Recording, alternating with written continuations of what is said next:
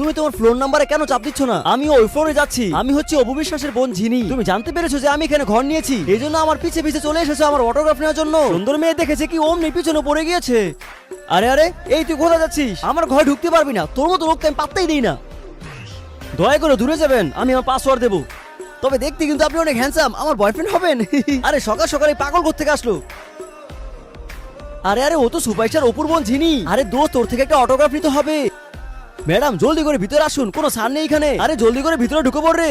ঝিনি, আপনি ক্লাসে তো লেট করে কেন আসলেন? ঝিনি, আজকে নতুন স্যার এসেছে।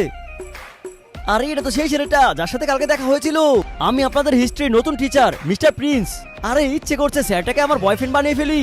আরে আমার তো ইচ্ছে করছে স্যারকে আমি এখনই বিয়ে করে ফেলি। এখন আপনারা সবাই আমাকে গতকালকের হোমওয়ার্ক গুলো দেখান। আরে আমি তো করিনি। আরে ম্যাডাম আমি আছি তো, আমি গতকাল রাত্রে আপনার সব হোমওয়ার্ক করে ফেলেছি। আরে আরে, আমার অ্যাসিস্ট্যান্ট কত স্মার্ট।